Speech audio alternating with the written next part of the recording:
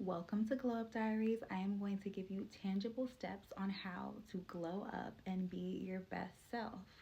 Number one is self concept. And I feel like everybody talks about self concept, but nobody really explains to you step by step on how to truly build an effective self concept that you are happy with and that you like. The first thing you need to do is be self aware. You need to be honest with yourself. You need to ask yourself the hard questions. Why aren't I where I want to be? Why do I feel this way about this? Why am I triggered by this? What limiting beliefs do I have about myself and the world around me? And why are they that way? I think a really good way to get clear on this is to journal. Just journal your thoughts, journal how you feel. I feel like journaling has helped me so much get clear on what I want, what my whys, why I'm triggered by this, why I do this, why am I having a hard time receiving? Why am I putting limits on God? Why do I shudder when somebody gives me a compliment? Why don't I think I'm worthy of the compliment? Not me personally anymore, but there are some things I'm still working on. Sometimes I do struggle with receiving things because I'm such a giver. It just makes me go inward, but I'm getting better at it. We all have things that we need to work on in areas of opportunity because that's the point of life. It's growth and expansion. So you really have to sit with yourself and ask yourself the hard questions. You have to be self-aware in order to reprogram your self-concept. And you have to be honest with yourself and your story. So if your parent failed you in some area, which amazing parents do, then you need to write that and be honest. My mom said X and it made me feel this way, so I feel like I need to do the Z.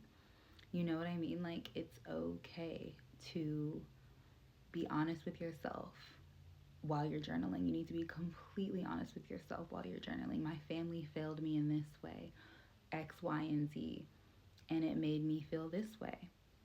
So it made it hard for me to trust. It made it hard for me to open up. It made it hard for me to believe in myself.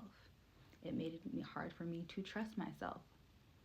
Whatever it is, whatever it may be, they had limiting beliefs around money. So that's why I have a scarcity mindset. Whatever your why is, or my mom always taught me to be humble and hide my nice stuff. And it made me feel bad. So I get whatever your story is, whatever it is, you have to be aware of it and be okay with it and not judge yourself or the people around you too harshly because we're all doing the best we can. And it's okay if somebody failed you. It's okay if you failed yourself. You are still learning how to love yourself and you're still learning how to show up for yourself. So I think during this process, you really do have to keep an open mind and be forgiving and let yourself fully express the things that scare you, even if they scare you or intimidate you or make you feel weird. I think you really do have to explore this and explore yourself in order to build a self-concept that you're truly going to be happy with and is truly going to work with you. You need to figure out what your limiting beliefs are, and sometimes the why, not always, but it does help to figure out the source to debunk the myth. A lot of us have these stories about ourselves and our parents and our upbringing, and they're all half truths because maybe they were hard on you because they believed in you and not because they didn't believe in you. Maybe they gave your sibling more attention because they thought you would be fine. We all have these half-made stories that aren't necessarily the truth, but you may have seen it as them not loving you as much, and that's not necessarily true. They just thought you would be fine and they needed more attention. So we all have these half made up stories that have become our story and become our song. So whatever your situation is, it's easier to find a source so you can debunk it. So what I like to do is if whatever story it is, I write out the story this happened to me and it made me feel this way. So I'll give you guys an example. Growing up, I always got teased for not being black enough. And so I was, for a long time, I was super insecure and I never just felt like I was enough because, of course, I'm not black enough. And then I'm not really white enough, and and I am black, but like I wasn't always like received that way. And then like when I hang out with my white friends, they're like, oh, you're black, but you're not like really black. Like you're like whatever their idea of like what I am or identified as. So it's just like sometimes it leaves me in spaces and it was mind boggling to me, and it just made me feel like I was never enough anywhere I went.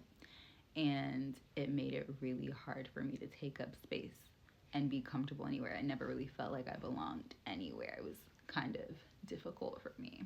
So that's one of my things. So I had to rewrite that story. Growing up, this made me feel this way, they made me feel this way, but now I know I'm gonna own every space I'm in, and I'm gonna 1,000% be myself. And I like what I like. I am who I am.